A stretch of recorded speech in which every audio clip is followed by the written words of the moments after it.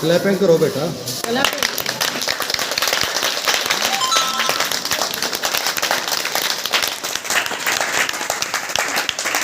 Sir Kashif साहब और जनाब खान शमीर साहब, आपको दोनों को मुबारकबाद पेश करते हैं।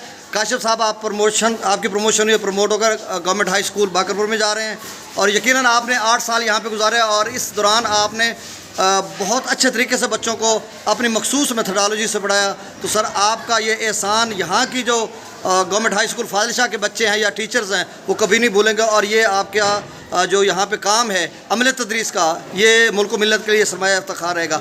और खान शमीर साहब, आपने भी ये 3-4 साल यहाँ पे गुजारे कमोबेश।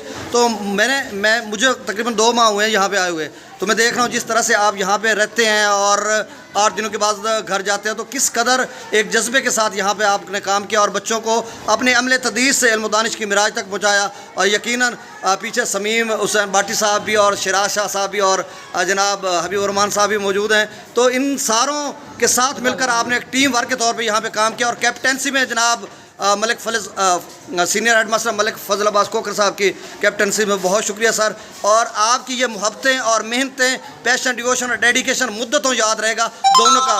काशिफ साहब आपका भी और खान शमीर आपका भी शुक्रिया।